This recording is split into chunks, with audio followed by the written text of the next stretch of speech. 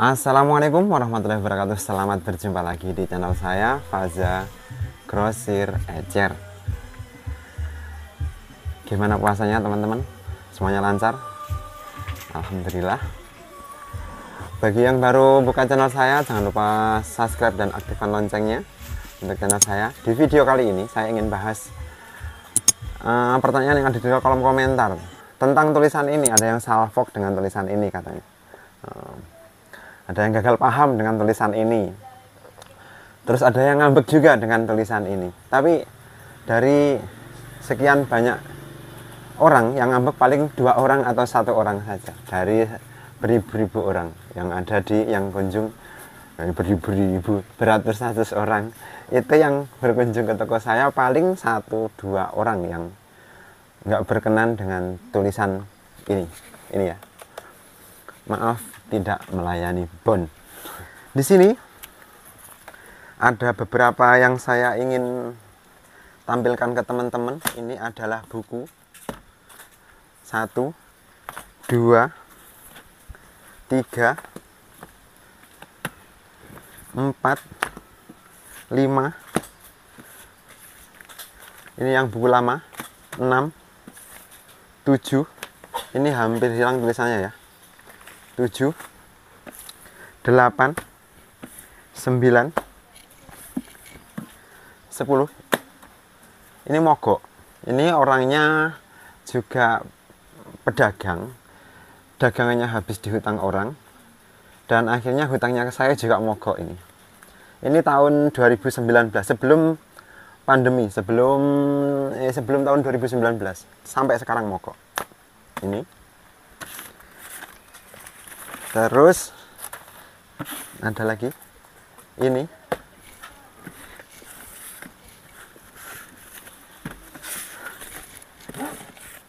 dan ini untuk pelanggan saya, untuk buku pelanggan saya yang pedagang.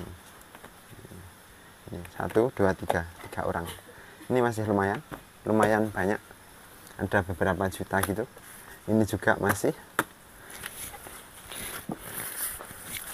Ada lagi. Oh iya, ini pelanggan saya juga. Ini nota belanja yang ada di dalam. Kita sudah pakai komputer, berarti ini notanya ini belum pakai lawas. Begitu. Dan mogok juga, tokonya berhenti. Dan ini juga ada, sedikit ini namanya. Nah, ini sedikit. Dari sekian buku ini, yang berhenti di buku ini, ingin tahu nominalnya? Nggak usah tak kasih tahu. Ingin tahu orang-orangnya siapa? Nggak usah tak kasih tahu. Yang jelas cukup menjadi pelajaran untuk saya dan teman-teman. Semoga teman-teman lancar semuanya, nggak ada yang mogok seperti saya. Karena tipe saya adalah orang yang tidak gimana ya, kalau menagih itu sungkan. Gimana mau cara nagih itu, saya masih, ketika mau nagih itu kata apa yang harus saya ucapkan kan gitu. Tapi ada kalanya saya emang tanya ke orang yang punya hutang ke toko saya. Ada kalanya kita mengingatkan, tapi kalau momen-momen kita yuk agak ada sungkannya kita, soalnya bukan jiwanya seperti itu. Ya kalau saya sih masih percaya kalau rezeki itu datangnya dari yang kuasa, dan kalau kita mempermudah urusan orang lain, kita dipermudah pula urusan kita oleh Allah. Seperti itu aja kalau saya. Dan tipe saya adalah tipe orang yang suka ngutang juga. Seperti ini. Ini nota-nota seperti ini, nota hutang. Jadi nota yang kuning ini adalah nota hutang saya. Nota hutang yang belum saya bayar. Jadinya ya kita itu kalau bisa muter, saya utang, jenengan ada yang hutang ke saya, kalau bisa ya jangan terlalu lama dan sebagainya. Kalau seperti ini mulai tahun 2015, ini yang tahun 2015 ada. Yang tahun 2015 yang sampai 6 jutaan itu ada. Ya namanya toko di desa ya seperti itu teman-teman. Memiliki banyak pelanggan itu memang menyenangkan, tapi sepertinya kepribadian orang itu berbeda-beda. Begitu juga dengan karakter pelanggan yang belanja di toko kita. Salah satunya adalah pelanggan yang suka ngutang. Jadi teman-teman toko sembako itu kalau usaha Anda ingin lancar, tipsnya adalah beri, ya walaupun melayani hutang, karena hidup kita di desa, kita itu hidup di desa. Coro simbok iku timbang dure tembok ise timbang piye apa to kae? Timbang dure tembok ise aman soto semangkok apa piye ngono lho. Pokoknya yang istilahnya kita itu di desa itu ya kita kalau bisa hidupnya rukun. Jadi saya itu bukan tidak melayani hutang sama sekali, ya tinggal melihat karakter orang yang jelas, dan saya batasin hutang di toko saya. Orang yang hutang di toko saya itu ada batasnya. Jadi pola pikir, pola ingatan saya hanya untuk 10 orang umpamanya. Jadi yang saya kasih hutang ya cuma 10 orang itu, yang lainnya ya tidak. Ini seperti itu. Ya kalau orangnya itu konsisten, umpamanya punya hutang terus orangnya gampang, Mas aku dek ingin jiku iki tapi, dan kita lupa, ya udah kita lupa, dan kita saling mengingatkan, atau walaupun belum punya uang mereka sudah kasih informasi ke kita, mohon maaf belum ada uang, itu enak. Tapi kalau dihutangin kadang-kadang besoknya lagi malah jadi nggak enaknya kadang-kadang menghindar dari kita, atau kadang-kadang bahkan menjadi musuh kita. Kadang-kadang ditagih ada story di WA seperti ini, nah seperti itu kan agaknya nggak nyaman untuk kita. Yang niat kita semula mau menolong, akhirnya ya jadi nggak enak lah gitu lah. Maksud saya nggak usah saya omongin, ya seperti itulah. Teman-teman toko sembako tentunya pernah ngerasain hal seperti itu. Kalau toko sembako Anda di desa seperti saya, toko kecil seperti saya. Dan tak lebokkan lagi ya, izin aku kuatah ya. Sebagai pemilik toko, pemilik usaha, dan kita hidupnya itu seperti ini, kita hidupnya berkesampingan dengan orang lain. Pastinya kita itu merasa nggak enak, dan pastinya kalau ada orang yang meminta ini ke toko kita dan kita berikan. Umpama contoh, Kang iki tahun sasi iki orang oleh bayaran tak gawe iki sik umpama, dan di bulan depan tak bayar, tapi kadang-kadang gelacos. Umpama lagi, Mas kirimi pulsa ke nomor ini, kalau nggak kita kasih kita ya sungkan, kalau kita kasih kadang-kadang gelacos gitu loh. Ya pintar-pintarnya aja kita gitu loh. Pada awal buka toko sembako, saya emang menerapkan sistem itu karena adat toko di desa emang seperti itu. Menurut saya jika tidak begitu, tidak menerapkan sistem itu, tidak menghutangi ke orang, menurut saya dulu itu toko kita akan kalah saing dengan toko sebelah atau toko orang lain. Dan jalurnya dan pada dasarnya toko semua yang ada di toko sekitar saya itu menerapkan sistem itu, melayani bon.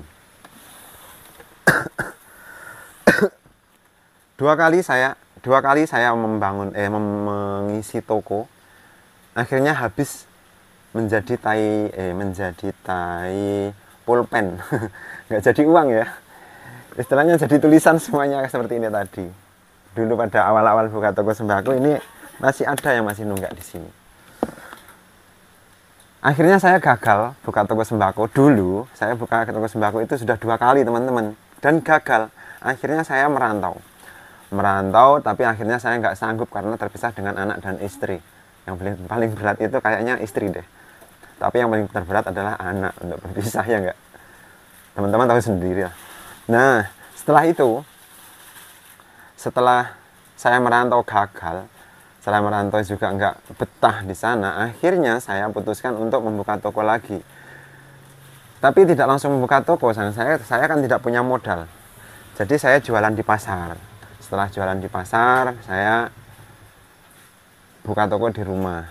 Saya punya modal 400.000, dan uang itu saya gunakan untuk modal awal toko sembako saya. Apa mas? Alami mas. Berapa? Sak slop. Bon harganya beda. Nah seperti itu teman-teman.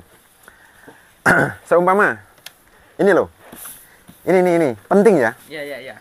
Gimana? Penting. Umpama Anda jualan.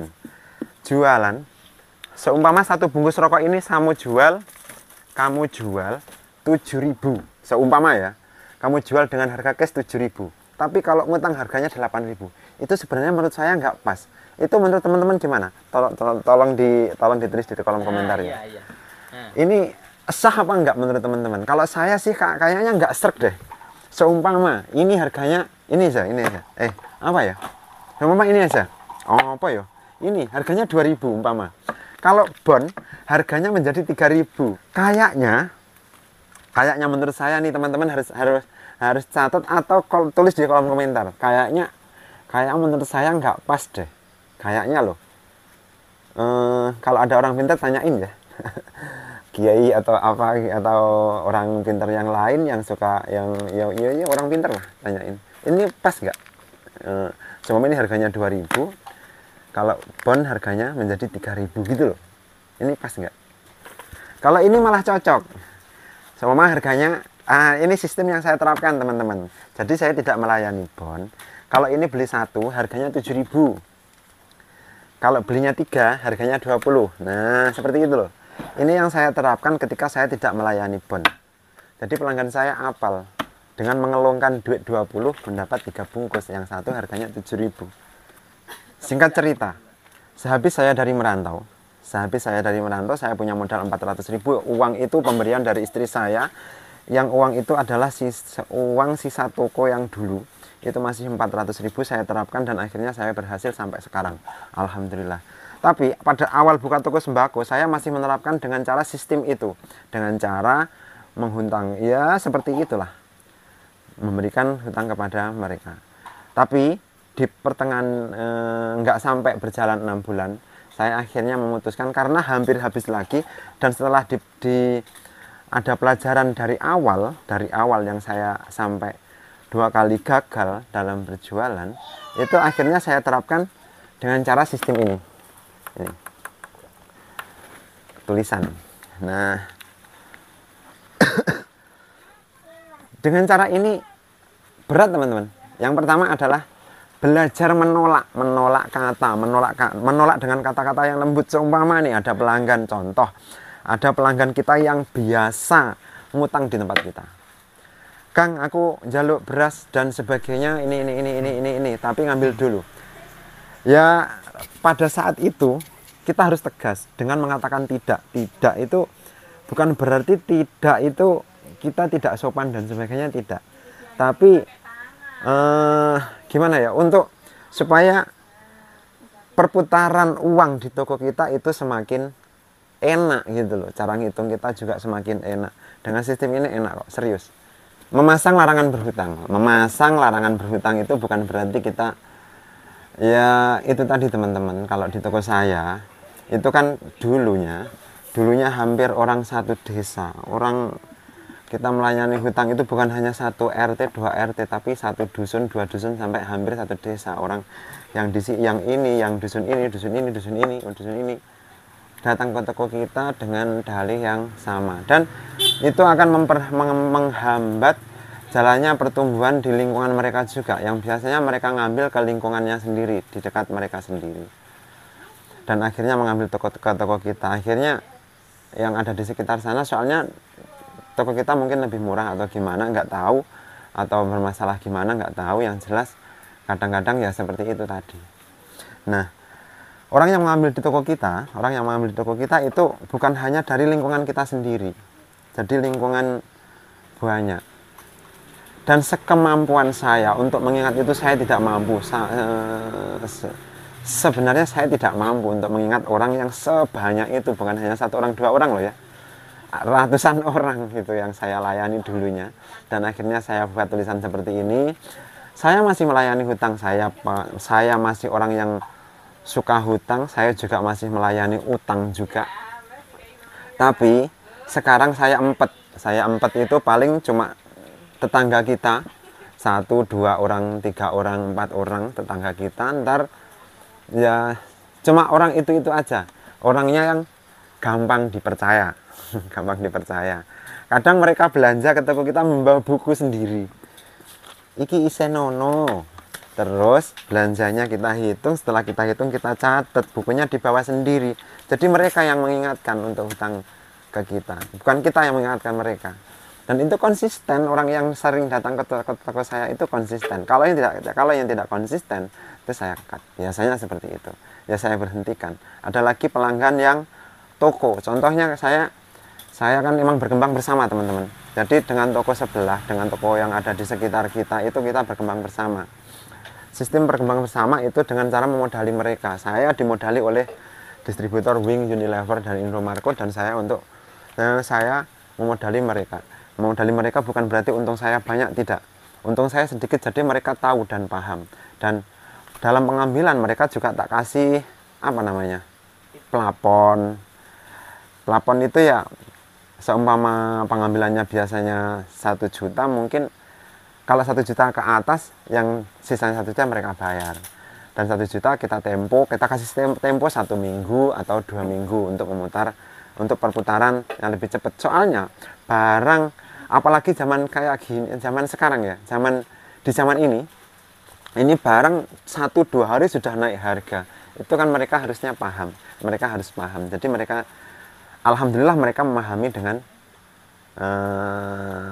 kenaikan yang seperti ini. Jadi konsisten 2 minggu sekali, 1 minggu sekali ada, 1 minggu sekali ada, yang 2 minggu sekali ada, dan 1 bulan sekali juga ada yang mengambil ke toko saya, toko-toko sebelah saya. Dan orang-orang yang umum tinggal kebutuhan mereka. Kita wajib cari tahu alasan apa orang itu datang menghutang ke toko kita. Alasan emang benar-benar tidak punya. Alasan yang kedua, kadang-kadang mereka di toko sana sudah dibentel, di toko sana sudah tidak diterima, dan akhirnya ke toko kita. Itu yang kita harus waspada. Terus alasan yang ketiga, kalau alasan yang ketiga ini dipakai, kalau enggak ya enggak. Umpama ada orang datang ke toko kita dan bilang, "Mas, mohon maaf, anak saya 2 hari sudah tidak makan, anak saya 10 hari sudah tidak makan, dan ini lagi sakit, dan saya tidak punya beras." Kalau orang seperti itu kadang-kadang agak susah. Kalau bisa kasih aja, jangan dihutangin gitu. Jadi ikhlas Anda, dan ilmu ikhlas itu berat. Ikhlas itu akan menjadi kunci sukses untuk kita semuanya. Seperti itu penerapan hutang di toko saya. Jadi dalam intinya, jika Anda memiliki pelanggan yang banyak, itu jika kita memiliki pelanggan yang banyak, itu kita senang. Tapi pelanggan yang gimana, kita harus jaga toko kita juga gitu loh. Bagaimana bisa berkembangnya. Kedua, kenapa kita tidak melayani bon? Karena kita sudah diajari oleh mereka yang tidak tanggung jawab dengan hutang gitu. Kalau kita ngutangi orang yang soleh beda. Kita hutangi yang seperti ini ya rugi aja gitu kan. Kalau hutang yang sholah kan kita suatu saat akan dapat gantinya di akhirat, mungkin seperti itu. Terus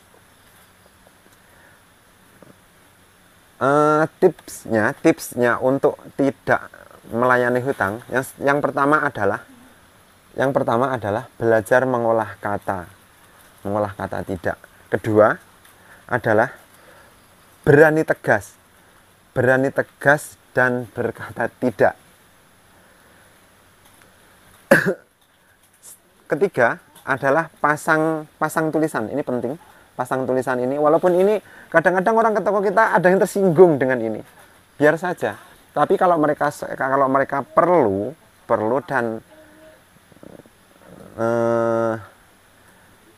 ya ada kebutuhan di toko kita, pasti insya Allah mampir kok, serius. Malah baik ke depannya. Pasang tulisan seperti ini, atau terserahlah pasang tulisan apa, yang penting menolak dengan cara halus dan tegas kalau bisa. Seperti apa mungkin cara Anda, monggo, ada cara kita masing-masing. Dan yang keempat adalah cari tahu alasan mereka berhutang. Apa alasan mereka berhutang? Seperti itu. Kalau emang benar-benar membutuhkan, kenapa tidak? Bukan apa-apa. Yang penting agar toko kita agar toko kita bisa menjadi berkembang dan menjadi lebih baik. Itu tips dari saya. Semoga video ini bermanfaat. Jangan lupa tekan tombol subscribe dan aktifkan loncengnya. Salam sukses, salam sehat, semoga puasanya lancar semuanya hingga dipertemukan di Hari Raya Idul Fitri kita nanti. Semoga semuanya sehat. Wassalamualaikum warahmatullahi wabarakatuh.